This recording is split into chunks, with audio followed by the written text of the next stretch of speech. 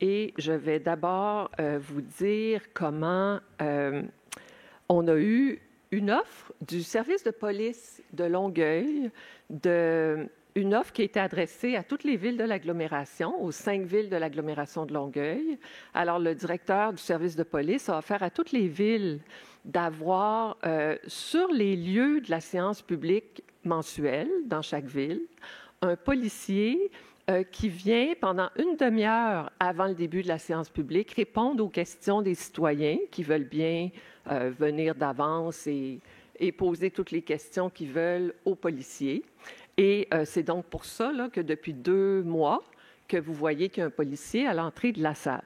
Alors, ce n'est pas une demande express de Saint-Lambert, mais c'est plutôt une offre, je pense, de rapprochement, puis de sentiment de sécurité et de proximité que le directeur du service de police veut représenter. J'aimerais deuxièmement parler du projet du 525 Notre-Dame, qui apparemment a suscité beaucoup d'intérêt sur les médias sociaux, surtout depuis qu'il y a eu un comité de démolition, une séance publique du comité de démolition de notre ville. Ça a eu lieu le 16 juin dernier, ici même. Alors, je voudrais être bien certaine, étant donné qu'il a circulé beaucoup d'informations, mais aussi que le dossier a évolué et que le Conseil a évolué face au dossier. Alors, voici. Un promoteur a acheté le terrain derrière le magasin Taylor's, le terrain qui donne sur la rue Notre-Dame, et le projet qui a été présenté au service d'urbanisme de Saint-Lambert, il y a environ 1 an et demi, peut-être 2 ans, eh bien, c'est un projet qui va être construit sur le terrain de stationnement. Le magasin Taylor's lui-même ne fait pas partie de quelque projet que ce soit, de quelque projet de démolition que ce soit. Il n'y a rien qui se passe avec le building, la bâtisse du magasin Taylor sur Victoria.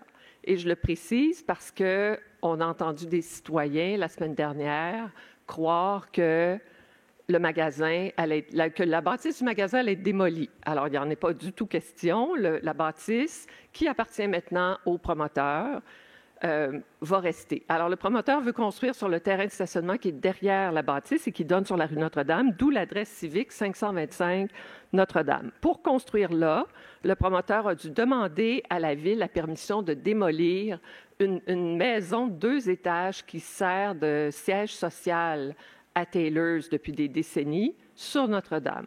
La maison, elle est beige. C'est un multiplex d'il y a plusieurs années, de plusieurs décennies, qui ne présente pas d'intérêt architectural.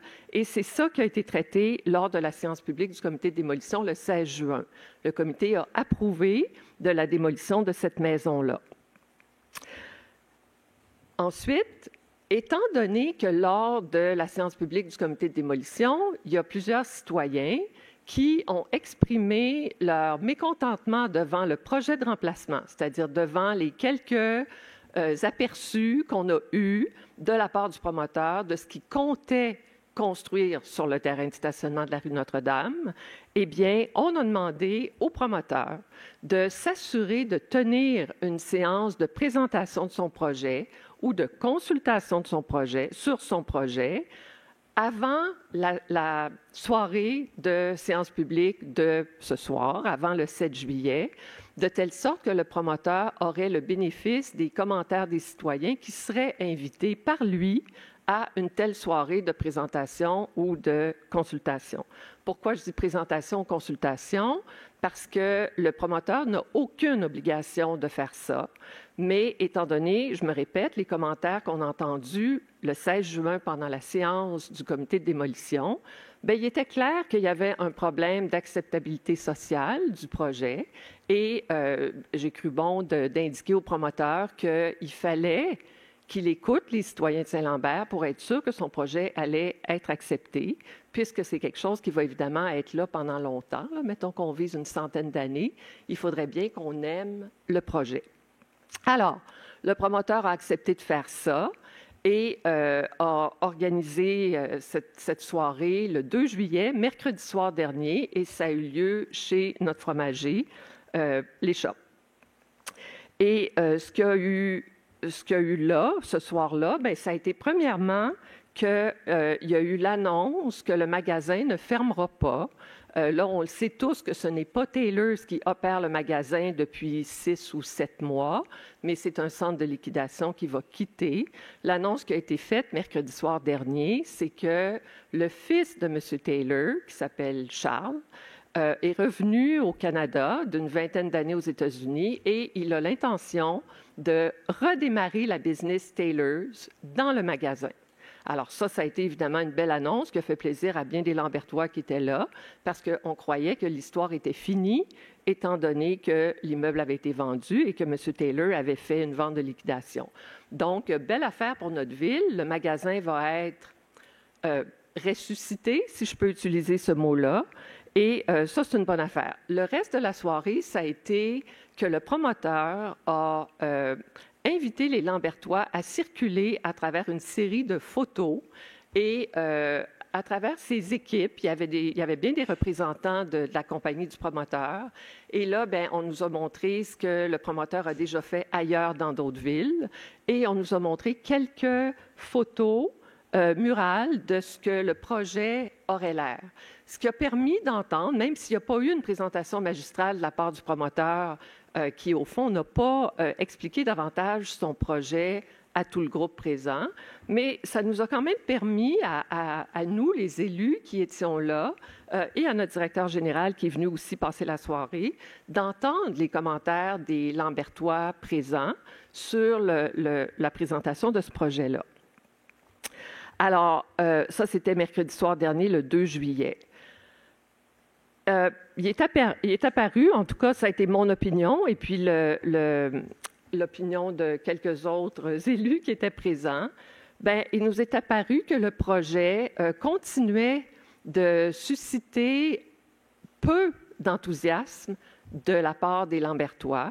Et on a demandé donc que le projet soit retiré de l'ordre du jour de ce soir. Donc, le projet n'est pas soumis à l'approbation du conseil municipal ce soir, le temps que le promoteur retravaille le projet avec le service d'urbanisme.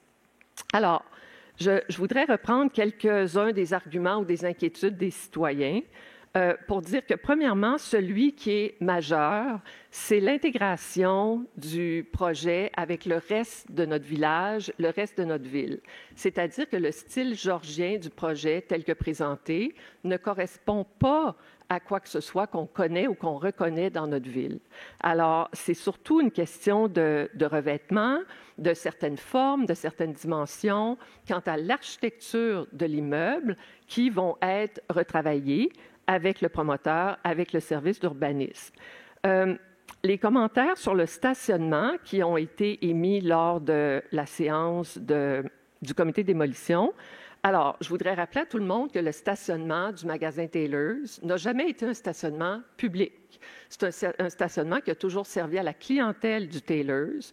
Peut-être que les 2 dernières années, le stationnement était moins occupé qu'auparavant, mais il demeure que autant le stationnement que la circulation générée sur la rue Notre-Dame vis-à-vis ce terrain de stationnement-là devrait demeurer à peu près pareil, malgré la construction de 76 logements locatifs, puisque c'est ça le projet qui est en jeu, 76 logements locatifs, puis j'en profite pour dire que ce ne sont pas des condos, ce sont des appartements qui vont être alloués. Et donc, stationnement et circulation n'apparaissent pas comme des obstacles déterminants. Même chose avec les conduits souterrains. Alors, l'approvisionnement en eau et surtout le rejet des eaux usées. Notre directeur du génie nous a confirmé que sur Notre-Dame, vis-à-vis là, ce ne sera pas un problème. Au contraire, ça va aider à l'évacuation des eaux. Pourquoi? Parce qu'on a un nouveau règlement qui impose aux promoteurs d'organiser l'évacuation des eaux de telle sorte qu'elle soit optimisée et ça va aider l'écoulement des eaux à la bonne place et la situation va être meilleure après la construction de l'immeuble qu'elle peut l'être maintenant.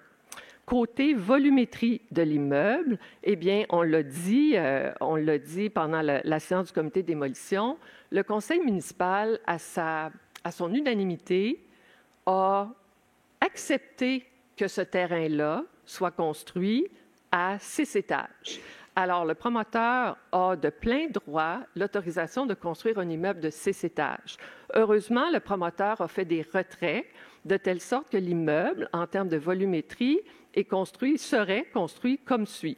3 étages d'un bloc, oui, et il y a un premier retrait à partir du 4e étage pour le 4e et le 5e, et il y a un autre retrait pour le 6e étage. On ne peut pas vraiment demander mieux, et on peut imaginer que c'est pour ça que le CCU trouvait que la volumétrie de l'immeuble était correcte. Avec tout ça, bien, on espère que le projet pourra revenir au Conseil prochainement. Le 18 août, lors de notre prochaine séance publique, on espère que les devoirs du promoteur auront été terminés puis que ce sera la satisfaction de tout le monde. Je veux quand même dire que le processus devrait, à mon avis, être amélioré, en ce sens que c'est clair que ce qui ressort de ça, c'est que nos concitoyens, vous, nous, on est tous intéressés à savoir ce qui s'en vient dans notre ville, et particulièrement ce qui s'en vient dans le village quand il est question de redéveloppement. Et il y a une lacune dans la loi, en ce sens que le terrain est privé, le promoteur est privé, le promoteur n'est pas assujetti à une obligation de faire une consultation publique, mais quand un promoteur ne saisit pas d'emblée l'importance d'une consultation publique pour nous, Lambertois, bien, je pense qu'il va falloir trouver une façon de le dire assez tôt dans le processus, dorénavant, à des promoteurs d'importance, qu'on veut savoir ce qui s'en vient et on veut que les promoteurs entendent nos voix en lien avec ce qu'ils ont l'intention de construire dans notre ville. Alors, je ne sais pas exactement quand est-ce qu'on devrait faire ça, c'est-à-dire dans le processus, à quelle étape on devrait le faire. Peut-être que ça devra varier d'une fois à l'autre, puisque ce n'est pas une obligation qui est consignée dans une loi ou dans un règlement, mais c'est certain qu'on devrait améliorer ce processus-là pour être certain que les Lambertois acceptent les projets de redéveloppement qui sont soumis. Alors, c'est ce que je voulais dire là-dessus. Maintenant, troisième point, malheureusement, je dois, moralement, corriger certaines informations qui sont contenues dans le Journal de Saint-Lambert. Vous savez que c'est devenu un devoir maintenant, une fois par mois, que de corriger les erreurs, de corriger les faits erronés, la désinformation ou la malinformation qui se trouve dans le Journal de Saint-Lambert. Alors, je commence avec l'édition de mercredi, le 18 juin. Et vous savez, je sens le besoin de faire ça parce que d'un point de vue démocratique, c'est très glissant ce qui se passe ici avec un journal local, le seul qu'on a, et qui se permet de ne pas vérifier les faits qu'il rapporte. Ça induit bon nombre de concitoyens en erreur. Et c'est d'une tristesse inouïe si ce n'est pas fait de bonne foi. Le nombre d'erreurs est tel qu'on peut se questionner sur la bonne foi de l'éditeur et de ceux qui contribuent au journal. Alors, je vous donne un exemple. La page titre de l'édition donc, du 18 juin, le Conseil embauche un 5e directeur en 4 ans. Alors, c'est complètement faux d'écrire ça. Je veux rappeler à tout le monde que quand on est arrivé en 2021, la Ville avait un directeur général par intérim. C'était un directeur général par intérim qui était là au moment de notre arrivée, M. Desormeaux. M. Desormeaux est resté jusqu'en mars 2022. On a embauché Jasmin Savard. Jasmin Savard est resté pendant 1 an et demi et il a choisi de quitter notre ville au bout de 18 mois. On a embauché un autre directeur général permanent et les choses n'ont pas bien été avec ce directeur général-là pour toutes sortes de raisons. Et le directeur général a quitté en mars 2025. Et qui est revenu nous aider? M. Desormeaux. Et là, M. Desormeaux étant bien au-delà d'un âge raisonnable de retraite, et bien pour des raisons familiales ou conjugales, il a décidé qu'après 10 mois avec nous, il était temps de rentrer chez lui. Et on a maintenant un directeur général par intérim pour terminer notre mandat, parce que pour ceux d'entre vous qui avaient de l'expérience sur le marché du travail, vous allez très bien comprendre qu'on ne se met pas à chercher un directeur général permanent quand il reste 4 mois à un conseil municipal. Ce ne serait pas de très bon, la preuve de très bon jugement de la part de candidats que d'appliquer sur une job sans savoir qui va être le patron au bout de 4 mois. Alors, c'est pas vrai qu'on a eu 5 directeurs en 4 ans, mais apparemment qu'il y en a qui s'amusent à écrire des choses comme ça. Maintenant, et ça c'est le punch de cette édition-là, c'est écrit en première page « Des employés municipaux portent plainte contre la mairesse Mongrain ». Alors, j'ai aucune gêne à redire ce que j'ai expliqué il y a un mois. J'ai raconté la chronologie des événements qui ont mené à énormément de dépenses de la part de notre ville, de frais juridiques, oui, en rapport avec des manquements déontologiques de la part des manquements déontologiques allégués de la part de 2 collègues conseillers municipaux qui attendent leur jugement suite au procès qu'ils ont subi à la fin mai.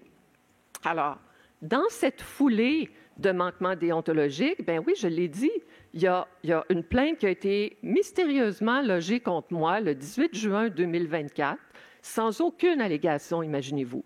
Alors, la mairesse reçoit un paragraphe sur une lettre qui dit que je fais l'objet d'une plainte. Je ne sais pas de qui, je ne sais pas à propos de quoi. La ville a embauché une firme externe. La firme externe a rencontré 10 employés et la firme externe a conclu que la plainte n'était pas recevable parce qu'il n'y avait pas matière à plainte. Ça, c'est la plainte numéro 1.